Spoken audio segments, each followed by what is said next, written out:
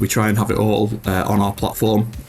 So from marketing, fulfillment, but yes, CRM. So my team up in Manchester will be coordinating the email send campaign and the automation strategy and the customer segmentation for not only our brand, but England cricket, Republic of Ireland football, Feyenoord football in the Netherlands. The price drop notifications are heavily underrated, especially for brands that have large amount of SKUs, which, and if your price is actually moving quite a lot, then that can be a great one to build. There's a saying, if you torture data long enough, it will confess to anything, which completely is true.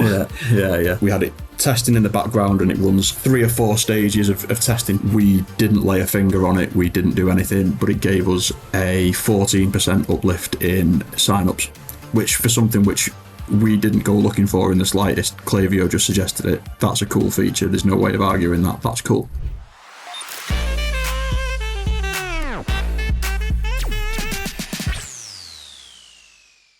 All right, so welcome back to yet another episode of the Klaviyo Geeks. Time flies since we started this podcast, and a lot of things have happened. If you watched the last Klaviyo Geeks episode, for us, this is like a highlight. I think when we started out, even before we started out, we were geeking like, this would be so awesome to have some people from Klaviyo join our podcast. And I even interviewed one of the co-founders already, which I thought would have happened at episode 20 or 50.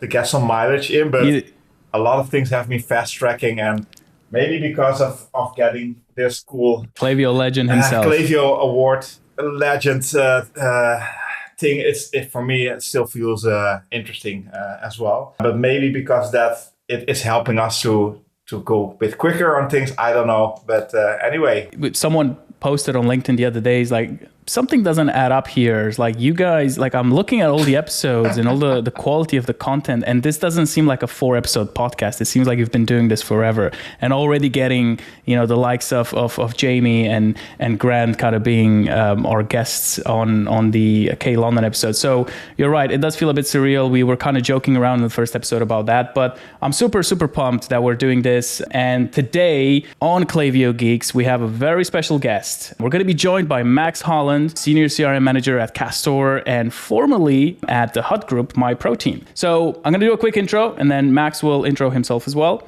If you don't know Max, he's actually been at K London live on stage. I know that I've seen him in 2024, and I've seen him a couple of weeks back in 2025. I don't know if you've been before, Max, as well, but most recently he was on stage alongside Jamie Dominici, who we also interviewed on Klaviyo Geeks, sharing how Castore has been pushing boundaries with Klaviyo's new updates with RCS, WhatsApp, the Omniverse, and all the cool things that they announced. They were one of the brands to actually test all these new features, so we're really excited to chat with him and to see how they're pushing the boundaries of Klaviyo with Castore. So in this episode, Max is going to talk all things retention. He's going to share a few tips and tricks, maybe a few secrets as well. And let's give the mic to Max. Yeah, thank you for that, Bogdan. Yeah, you're right. It's twice at K London now, which is both of the years that I've been with Castore as a business. As you mentioned, previous to that, I was at THG and sort of learnt my trade with the MyProtein brand and the nutrition division of that business, which is obviously,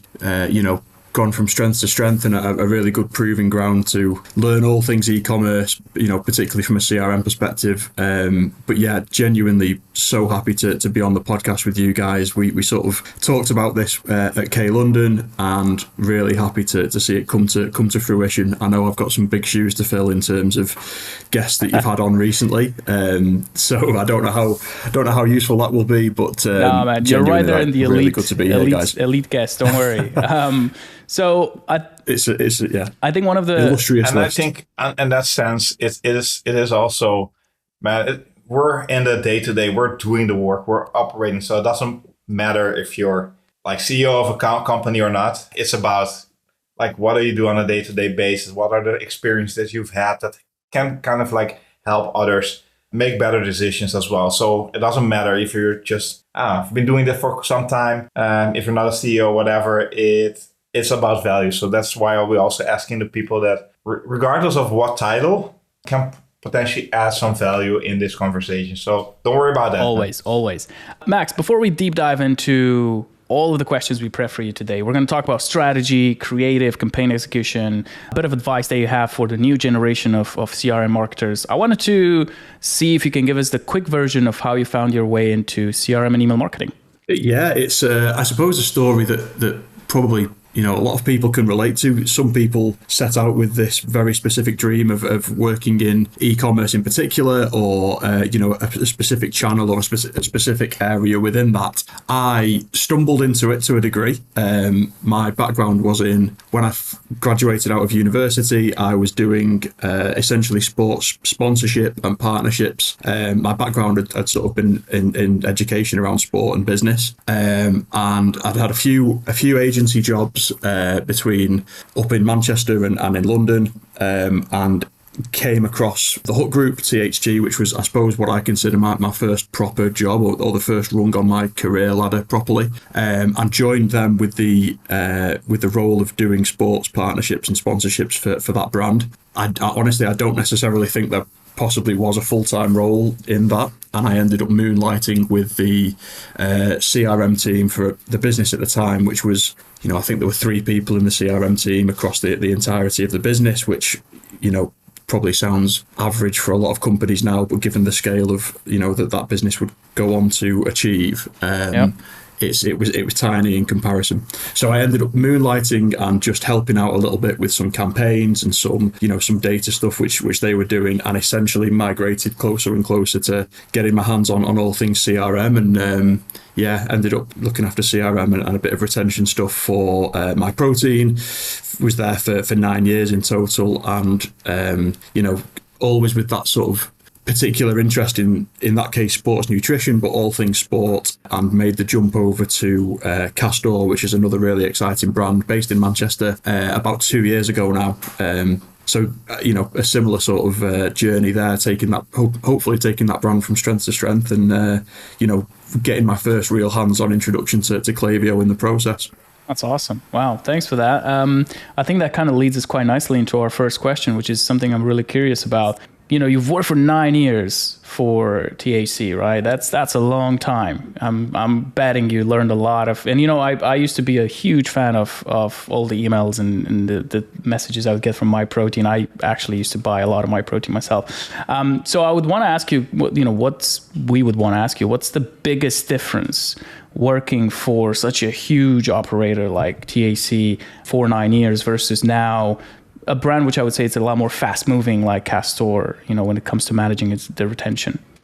Yeah, honestly, there are a lot of similarities, to be honest, in terms of the, number of accounts and the importance of scalability. So with MyProtein, when I joined the business, I think they had 5 or 6 websites, and by the time I left, they'd internationalized it to the stage where we had north of 40, each of which with individual accounts and email planning schedules. Yeah, a hell of a lot of management required. And there's a big similarity in terms of how things operate at Castore, in that we have our own brand products, similar to what I'm wearing here, just the sort of Castore mainline brand, as we call it. But we also operate the e-commerce platforms for a lot of our sporting partners. So for those that don't know a lot about Castore and who we are, let me just give a real quick introduction. It's a sportswear brand, British. It's just shy of 10 years old. We position ourselves as a slightly premium product compared to some of the other, brands available on the market. You think of the likes of Nike and Adidas. It's, in a similar sort of category, but a slightly elevated product quality with the materials that we use and the fabric tech that goes into our products. We do also, a lot of the growth of the brand has come through partnerships that we've established with teams in elite football, elite rugby, cricket, motorsports, F1. And as part of that, we actually manage the e-commerce platforms for a lot of those teams. In the Netherlands, for example, Feyenoord, we run their club shop, and therefore my CRM team essentially runs their email campaigns as well. Interesting. So again, similar to THG, we've got, I think, 32 unique Klaviyo instances with, a different brand with a different set of products, a different, tone and look and feel, and how we communicate with customers. So that's a really big similarity between those two companies, the scale and the challenge in my job of ensuring that whatever we're doing, we're able to scale it and roll it out really quickly. I think probably one of the big differences, which is in a way similar and tied to that, we have a lot of products which have a relatively short shelf life. So there is sort of seasonal, a seasonal t-shirt or a seasonal range that we drop for spring and summer one year, and then it's there's a fresh launch the next year, whether that's with our teams with a kit which maybe lasts for a season, or whether it's our own brand where we do a spring summer collection one year, before autumn winter the next year. And that can make it a little difficult in terms of setting up flows which last for a long period of time, because the product range is ever shifting. Whereas if you do have a range of products which is relatively static from one year to the next, for example, in the sports nutrition space, you can start to make some assumptions around, we've had this whey protein product which has been live for 10 years, and we can start to really understand, if a customer buys that, what are they likely to buy next. That sows some really rich foundations for planning some of those journeys. Equally, on the flip side of that, where our products are maybe a little shorter shelf life, that can be difficult. There's ways to do it, but that's one of the differences. Certainly, it's makes for some interesting creative thinking. So interesting. Just a follow up, like you're managing a lot of different e-commerce stores, basically.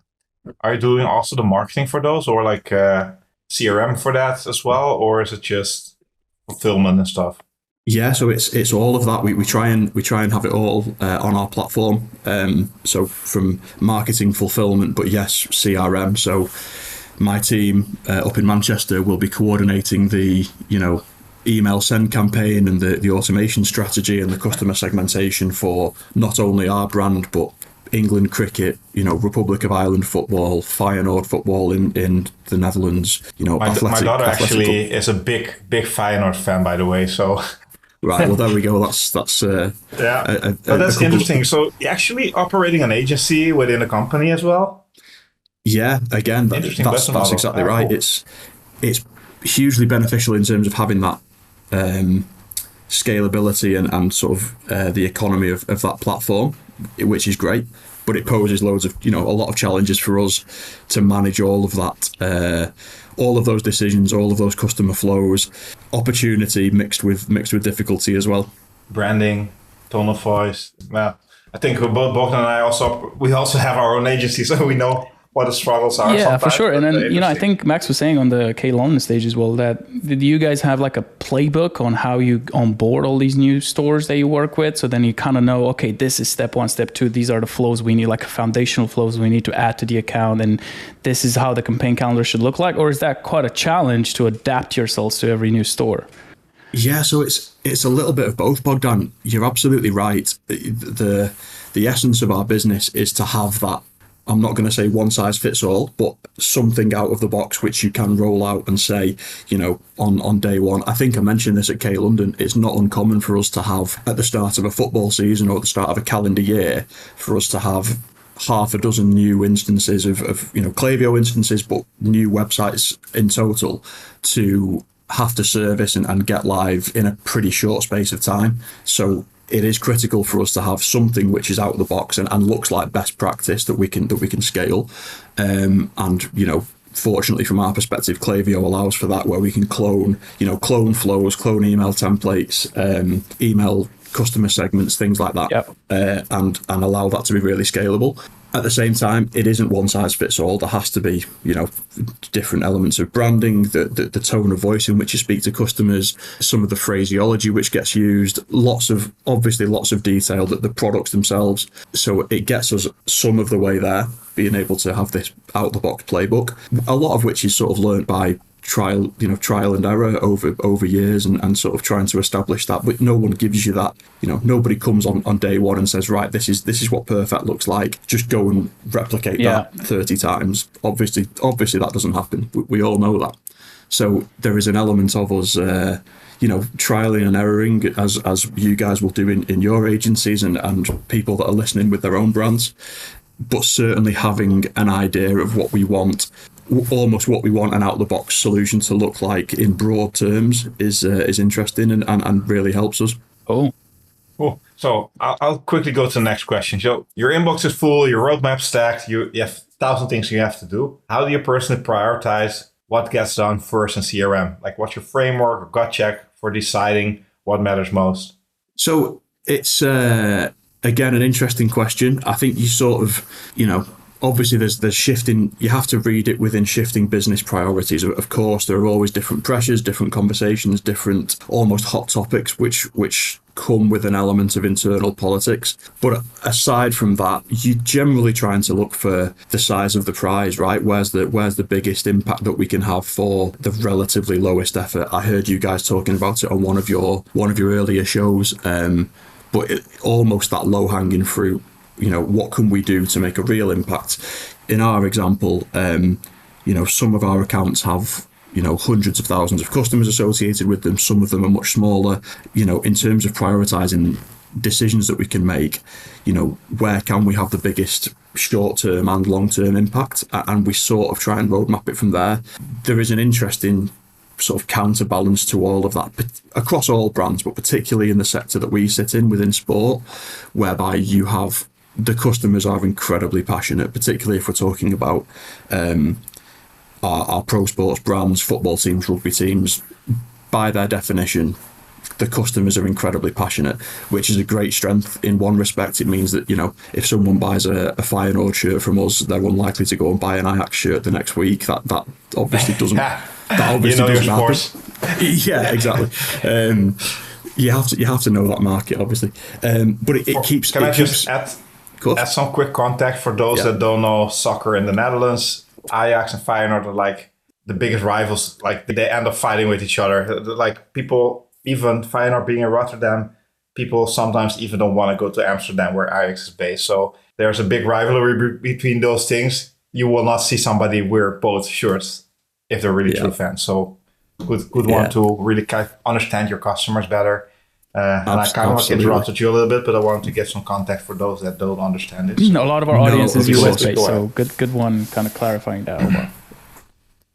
Absolutely right. Yeah, it's a good point. But yeah, obviously, because of the nature of that fan in the sports sector, they are generally highly invested. That the retention is probably going to be high, but you need to understand how you can best communicate with that customer. And it does make, even where we have smaller accounts where, it could be a lower tier English soccer team with a very localized fan base. That doesn't mean that you can, that may be one of our smaller accounts, but the level of passion that the fan base has means that your execution still has to be on point.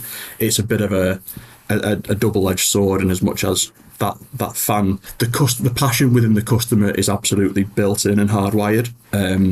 So retaining them can be easy, but it also means that your execution has to be on point, and there isn't a lot of sympathy for, messaging which goes awry or very particular details. We have a partnership with a football team in Scotland, Rangers, who have a big rival across the city of Glasgow in Celtic, and there are certain colours that we can't use, certain phrases and references that we can't bring up.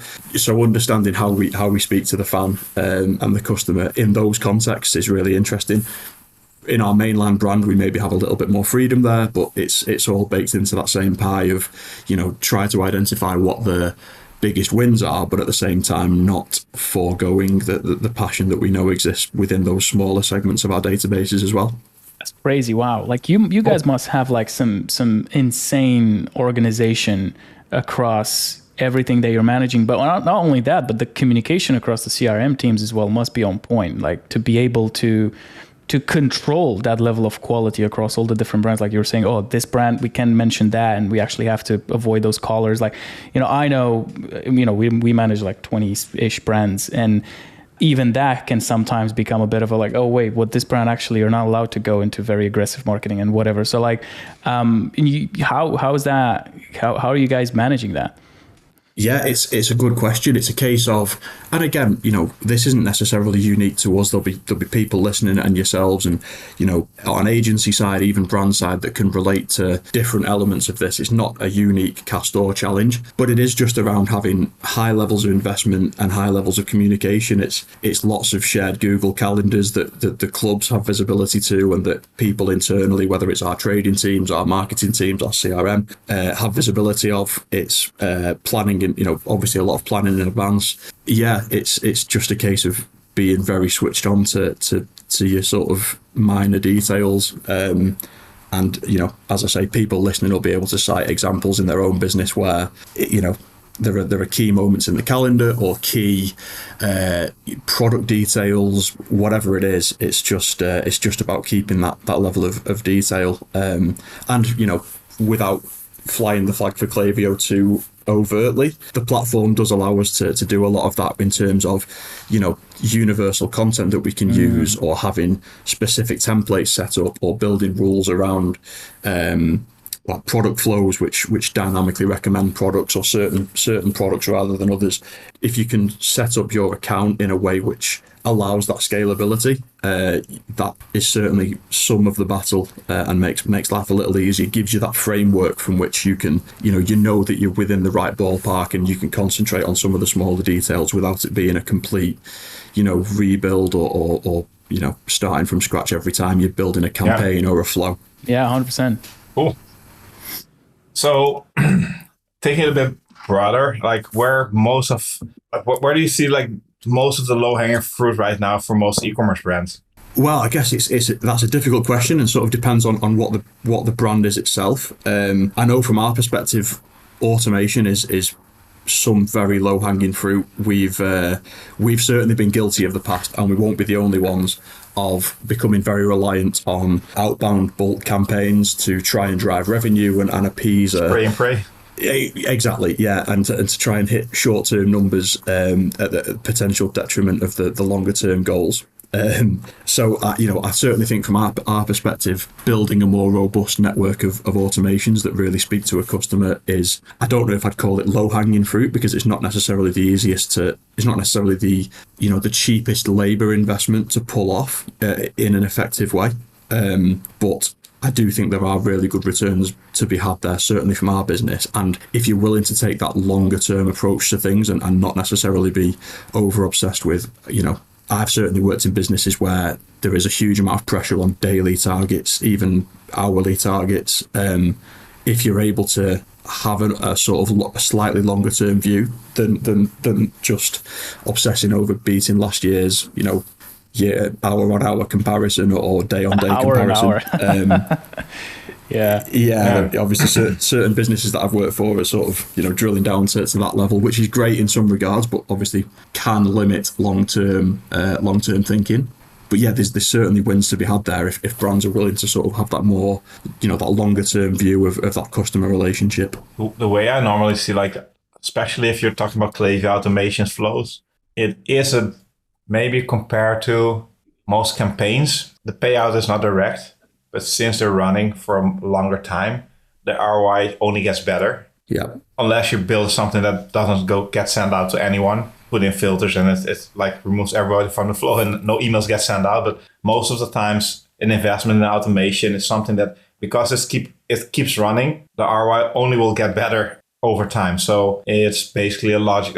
Maybe you need to cast a wider like ROI net there. Like, instead of saying, okay, it needs to perform in day one or the first hour, and maybe a month or maybe 3 months, but in 6 months, most of the times it's a no-brainer. But yeah, it's also priority. Like, if you have, I know you guys probably have a lot of campaigns you're building, if I hear that correctly. How do you take the time to also add to this, because it will hurt other things in your roadmap as well. You cannot do it at the same time.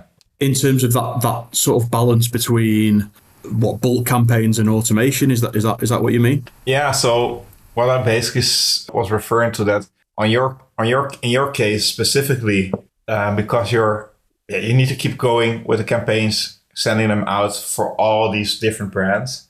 You're probably already full at a 90%. I don't know, that's an assumption I'm making, but assuming that there's not enough time to also be spending a lot of time on building flows. So it's like no, it's exactly right. And I think there's a bit of an attitude shift that probably comes with that. Like I say, we certainly in the past have been guilty of, again, I've heard you guys talking about it on previous episodes, that sort of effort versus outcome type of debate. We've certainly been guilty in the past of, even on, small accounts with small databases, that the return for an outbound bulk campaign might be €100, it might be, $250, relatively small amounts. We've certainly been guilty of almost jumping through the hoop of, if we say that we've sent the bulk email for this new product, then no one internally can be critical of us because we've played our part and we've done our job. And it's very easy to fall into that trap of, just tick the box and get the ball out of our court sort of thing. But like you say, Omar, if you're able to sort of take that wider view of things, and it's an attitude decision that you as a CRM professional and the environment around you need to sort of take collectively. If you're able to sort of start to analyze, well, is my time better spent building this one campaign or 3 campaigns this week for this particular brand, or is it better building a flow that, okay, for the first week might only produce X, but over the course of 12 months, 24 months, the long term will be much better for that brand, and sort of build those relationships and drive revenue with the customer. That's something that we're certainly trying to do. We've reconfigured our structure internally to do that and sort of allow us to have more focus on automation and, almost opt to not build too many bulk campaigns. And it's not easy to do that. It's very easy for me to sit on a podcast here and say to all of our listeners, just stop sending campaigns. Obviously, that's not practical by any means. Exactly. Yeah. But you can make, as long as you've got the buy-in from the people around you, you can sort of make some decisions as to how you allocate that resource. And as long as you can convey a compelling business case for that, which probably does involve some long-term thinking rather than being tied to an immediate short-term revenue tracker or whatever it is. It's possible to do that in the right circumstances. You've got to balance the priorities which exist in your particular business. But nice tip. So combine those two. So send a campaign to a specific group of people that you can then put in automation, because then you're building it, sending it out, seeing if it works, and then it works. Let's put this now in an automation, and then it runs automatic from there. So that might be a way to actually capture both. Yeah, repurpose from campaigns to flows. We do that a lot as well. Like we take a lot of campaigns that we've done over the course of the year, and we try and see which ones have performed well and are relevant to add on post-purchase, and then kind of see if they, it saves time, and obviously you can use something that works quite well. But what I wanted to ask you, Max, and this is going to be the last question of this first sort of strategy prioritization section, is in a very simplistic way, really, because a lot of our listeners, while we do have brand owners and agency owners with like huge agencies managing dozens and dozens of accounts, I know for a fact also from London, people talking to me, there's a lot of junior marketers out there really wanting to learn how to be better at Klaviyo. That was, I think, one of the main questions of our first episode as well. So I wanted to ask you, like, for you guys managing, Castore and so many other brands that you partner with, again, in a very simplistic way, what do the first 30 days of CRM look like? What are those steps that you're taking? Is it, let's do the account setup, clone the segments, set up the flows. What does that look like in the first 30 days for you guys? Yeah, I think that's firstly a really good question and sort of well framed. I think that's essentially it. So it's certainly from our perspective, because we're often starting accounts where obviously we have a net subscriber base of effectively 0. Nobody signed up to give their consent to that new instance. Our usual focus in the immediate sense is around how we drive customers to sign up. Now, in our case, we're really lucky in that we have those partnerships with brands where we're able to leverage free tickets, giveaways, experiential things, whatever. But there are incentives, whether it's discount based, whether it's content based. Essentially, you can do all the best work in the world in terms of your segments and your flows, but if no one's in your database, that doesn't equate to anything.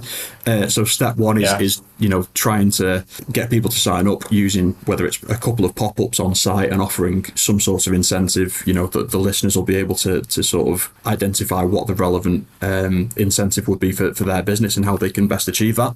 But that's certainly part one.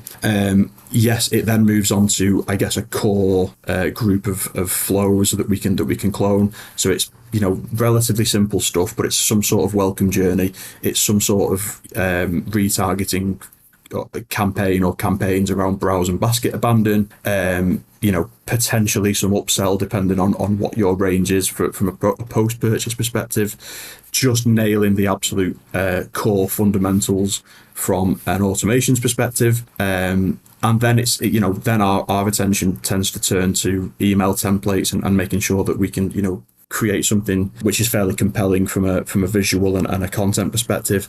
In that first 30 days, it's about establishing what assets we've got, what creative, what the look and feel of our emails is likely to be. There's possibly an element of testing which goes with that. In our case, a lot of collaboration with the brand and with the team that may be involved externally. So there's quite a lot to fit in there. But I do think you can go a long way just by, within that first 30 days, drive customers with some sort of incentive to ensure that you are building that database. If you can leverage, paid channels to support that, that's great. Not always practical and not always realistic for all brands. Essentially that, out the box best practice set of emails from an automations perspective to engage with customers at those core moments when they're, first on site or first signing up, and when they're sort of in that consideration phase around browse and basket abandon. Awesome. That was a really well put out answer. Thanks for that, Max. Cool. Not at all. Omar. So I think it's good. Yeah, maybe let's just move to the next section. We still have a lot of questions we want to ask you. Yeah. Let's go into the creative and campaign execution section. Yeah. Which you guys are doing a lot of. So, Bogdan, you want to fire off the first question? I do, yeah. So it was initially phrased differently, but now kind of talking to you and knowing you guys manage a few more brands as well, I was curious. Well, my initial question is, how do you keep messaging fresh at Castore, right? How do you avoid sending things that basically sound the same, look the same all the time? But then I want to add another layer to that, and I want to ask, how do you keep messaging fresh at Castore and across all the brands that you're managing, and not fall into the trap and kind of having things kind of sounding a little bit the same across all the different brands, especially as most of them are within the sort of sports vertical? And is AI a part of that? Yeah, absolutely. So to give some honest context around this, I don't think we've been brilliant at this for a while. I think part of that comes with the volume of accounts and campaigns and messages which we have to build. It is a really difficult challenge to ensure that everything looks and feels unique. There's an element that, by which, particularly from a mainline perspective, where we are trying to build a brand and speak in a particular tone of voice, conveying particular consistent themes to our customers around, the product quality, the fact that we're chosen by elite athletes and make them that 1% better, the fact that it's the sort of best choice that you can make for your training in terms of the apparel that you wear. There are consistencies. However, I would be lying if I was sitting here and telling you that we've got a long proven track record of creating lots of varied content that is consistently new and feels different to the consumer. AI is certainly playing a role in that. There's AI functionality built in, as you guys will know, within Klaviyo. We've even got a chat bot on ChatGPT that is able to speak in our tone of voice. We've given it our brand guidelines and sort of allowed it to ingest who the essence of us is as a brand. So if we do need additional, copywriting resource, AI can assist with that, whether it's within the Klaviyo platform or externally. It is an ongoing challenge, and companies and people that are listening to this will be able to identify with that from a resource perspective. If you've got a team of copywriters and creative and design people there that are able to give you those bits that you need, that's great. But a lot of the time you are ending up, whether it's recycling imagery, whether it's trying to tell a very similar story using different words AI can certainly play a role in it, but it's not an easy challenge by any stretch. Yeah, no, I can definitely relate to that. Having, sort of on the agency side, it's a similar challenge, but I guess for us is slightly different because you end up kind of working with different verticals, which kind of give you that sort of, not pressure, it pushes you to think differently, like writing copy for a fashion store versus a pet store. You can't really make the mistake of having them sound the same. So yeah. Omar, do you want to... Yeah. Well, I think I was actually, when you were talking, I was like, oh wait, but to what Max was saying earlier as well, like people will probably follow one of the brands and not all of the brands. So even if you're sounding the same, how big is the chance that they'll be in all the datas? Like, are they getting all those emails? So the chances probably going to be a bit small. So I think there's probably from your end, Max, maybe answering this for you, but probably also like how much input, output, how can you scale this in a way that it doesn't hurt, but it allows you to be quicker and easier on things. Anyway, I had a question. Like, go ahead. Well, I was just going to say really quickly. Obviously personalization plays a bit of a role in that. We have some data on customers in terms of, even if I'm speaking to them from our mainline brand perspective, we can in some instances have understanding that, this person is a cricket fan or an F1 fan. We can speak to them differently from that perspective. Yeah. That just comes from, I guess, that range of accounts and breadth of data that we have got in some areas.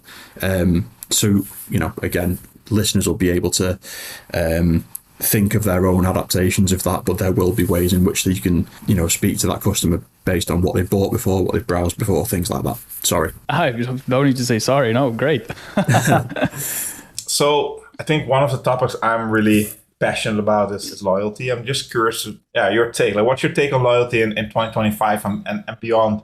Like, is points, perks, VIP, or just great customer experience? Yeah, so it's, again, really interesting. I think I've mentioned that we've sort of restructured our team a little bit to facilitate some of these conversations, and loyalty is certainly a big part of that. There is obviously that age or that old debate around whether loyalty exists as a platform or a sort of state of mind. We're trying to do a little bit of both. We're looking to onboard a loyalty platform at the back end of 2025, back end of this year, which certainly plays a role in that. And it's been really interesting to see some of the, some big brands, Gymshark, ASOS have both launched loyalty platforms in the last couple of weeks, which, multi-tiered points collection, all singing, all dancing, lots of promises, some of which are, probably haven't been fully outlined to the customer yet, but it's sort of sign up and we'll give you the world, which is really interesting, and that's certainly one way to go about it in terms of a platform, as well as that, loyalty extends beyond just the number of points which a customer's got in their account. It's how do you speak to returning customers differently to prospects and essentially giving a slightly different experience in whatever form that looks like to those customers that have already made the decision to invest in your brand and sort of be ambassadors for what you stand for. So it's a bit of a juggling act between both of those things. We certainly, as I say, are looking at bringing on a platform which we want to be, fairly simplistic, fairly easy to understand.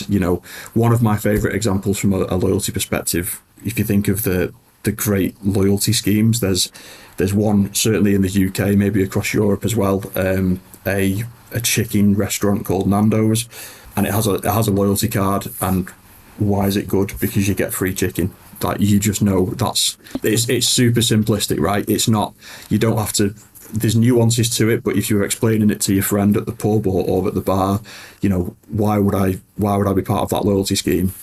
You get free chicken. There is a beauty in the simplicity of it sometimes. So we want something which is akin to that.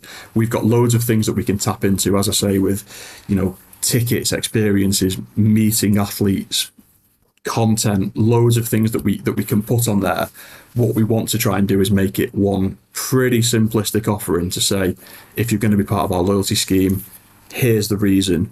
And outside of that, customers who have shopped with us previously, we do want to treat them slightly differently for it could be early access to sales. It could be the way that we speak to them in terms of customer service, whatever it is.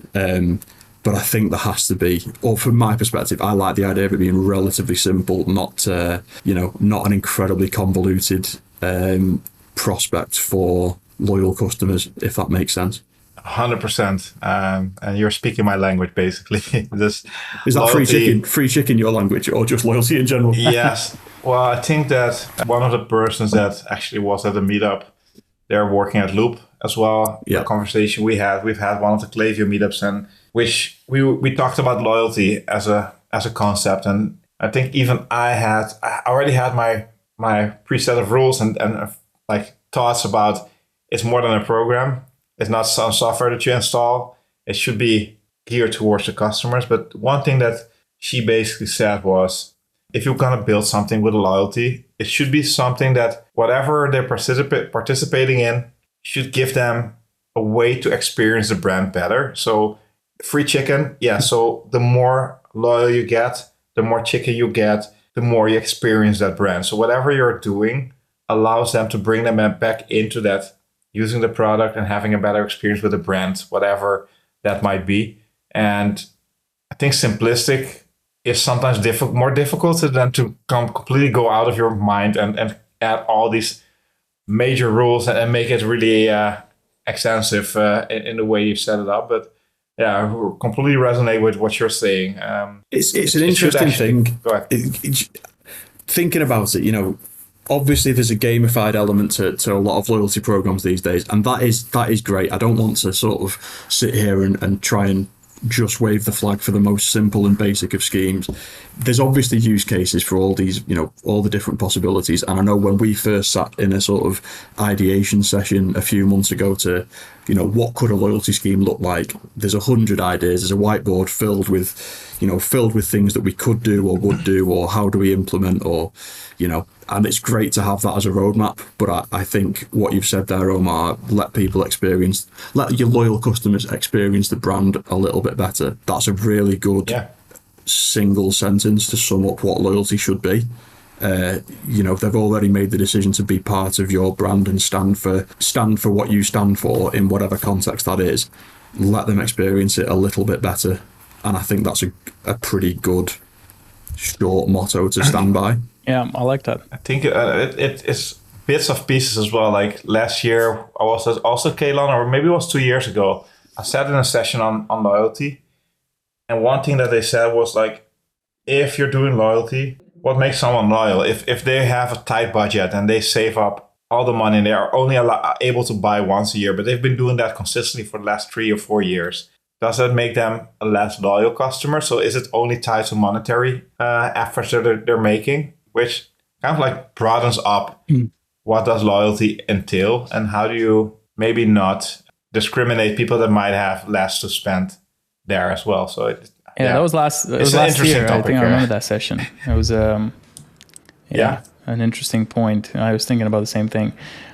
Yeah, loyalty is a big topic. Omar and I are still planning our episode around it, still figuring out how to best approach it. Yes. But kind of going into some reflections, Max. You've been with TAC for 8-9 years, you mentioned, 2 years with Castore.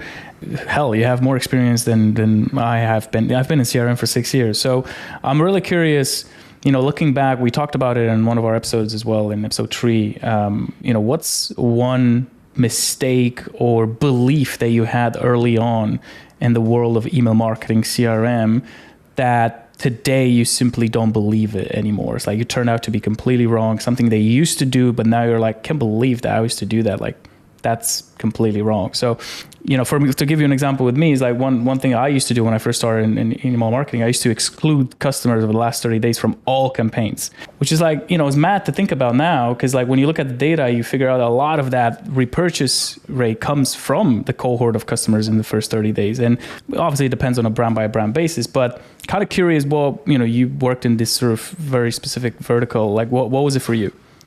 Yeah, it's a really good question. I'd probably answer it in a slightly different way. I think rather than it being a single action, like excluding customers that have purchased in the last 30 days, I think maybe for me more of a mindset that we can often fall into as marketers, and particularly those in digital and data-led companies, that you can almost make, if you become really reliant on or really obsessed with individual figures, you can almost make them tell whichever story you want. Yeah. And I think it's more of an attitude of looking at a bigger picture. Like, I've had conversations with people in the past where, how would you describe it? Here's a list of emails that we sent over the last month, which has got the highest open rate.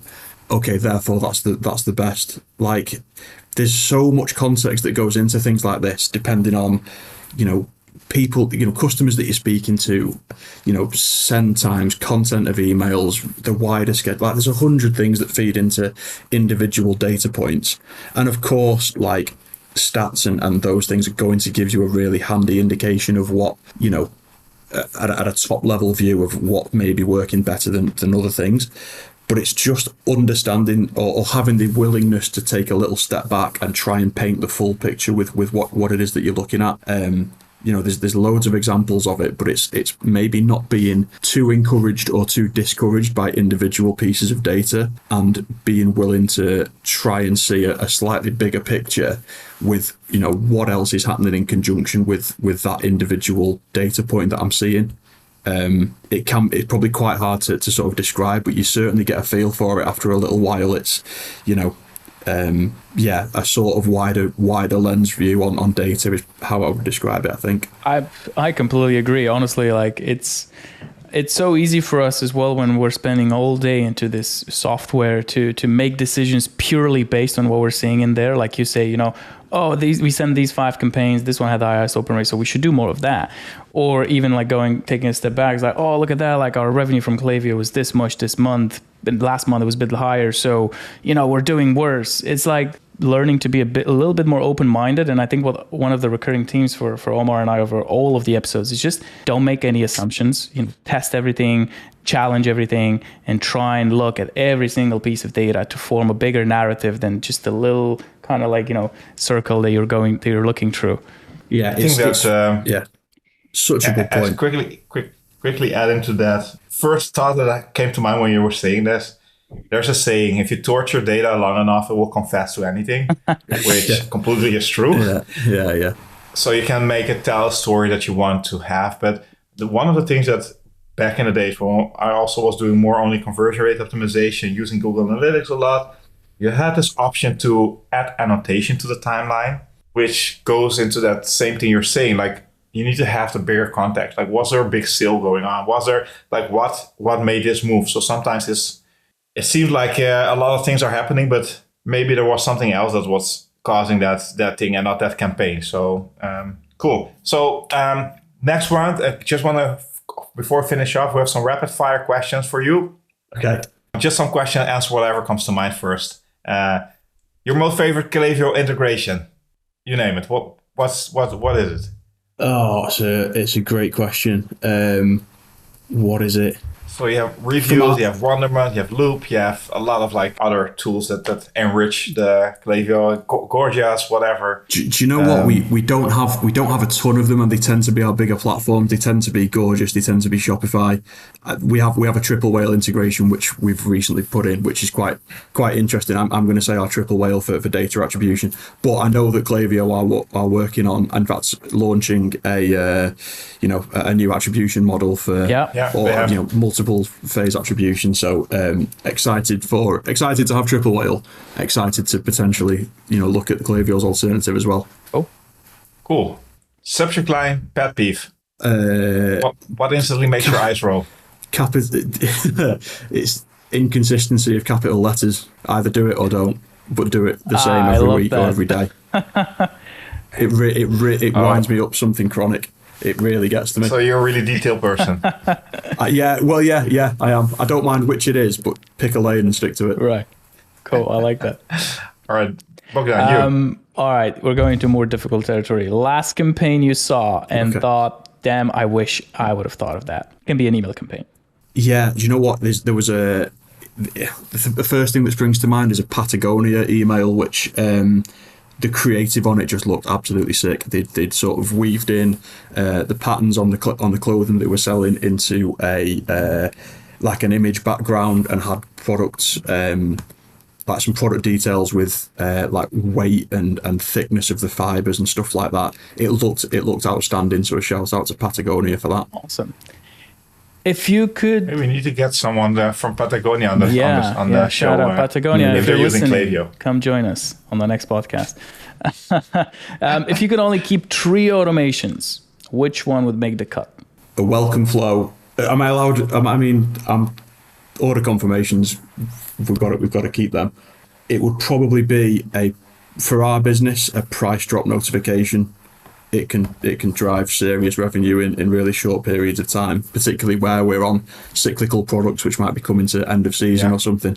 So price drop notices would be one of them. Yeah, the price drop notifications are heavily underrated, especially for brands that have large amount of SKUs, which, and if your price is actually moving quite a lot, then that can be a great one to build. Cool. And last one, if Klaviyo would be able to give you a magic feature today, what would that be?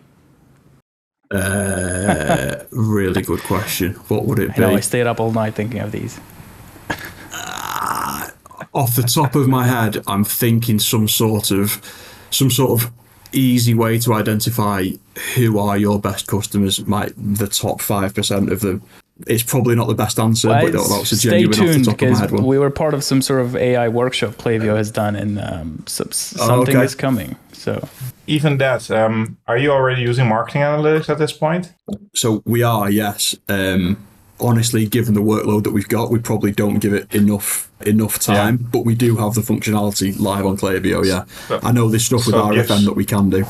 Yeah, so it does give you some things, but make sure that maybe we do a podcast on this as well, but make sure that you do update the recency numbers there, because most of the time they don't make sense in the default settings. So, all right. Can I ask one more question, Bogdan? We need to You're asking me. Go. It's your podcast too. What's yeah, it's our podcast. Anyway, what's the most favorite Klaviyo feature right now, or maybe the most used one right now? So a really cool example off the top of my head. We had a proactive AI prompt not long ago. We went into our sign-up form for our Castore.com site, the main pop-up which appears on the homepage, went in to do like a routine amend to some T's and C's or something very minor, and got an AI prompt which said, you can do some automated testing on display times for this, the optimized display times. It wasn't something that we went looking for. It was something which the platform completely organically suggested to us. And we had it testing in the background, and it runs 3 or 4 stages of testing different elements to it, and was live for something like 7 or 8 weeks. We didn't lay a finger on it. We didn't do anything, but it gave us a 14% uplift in signups, which for something which we didn't go looking for in the slightest. Klaviyo just suggested it. That's a cool feature. There's no way of arguing that. That's cool. Nice. Cool. Love it. All right. Yeah, I've been playing around with that as well. But you need, for those that are listening in, if you don't have that in your account, basically because you don't have enough traffic on your site, so don't worry about it. You can still do A/B testing.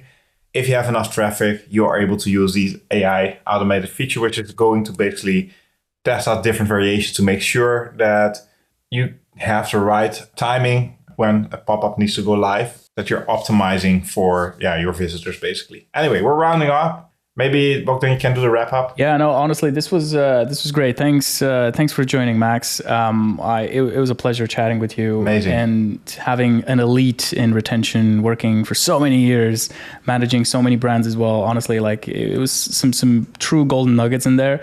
I feel like I was a listener during this session, so thanks for that. If you want to follow Max, make sure you check out the links in the description. We're gonna put his LinkedIn on there. Make sure you go to Castore.com, check out what they have in store. If you're in the UK, you guys sell internationally, right? So shouldn't be a... We do, yeah. You can find us pretty much anywhere. Fantastic. There we go. Yeah, US, Australia, Europe, all over. Cool. Go to Castore.com, check them out. I'm actually having them open right now, and I was checking out some of the stuff that they're selling.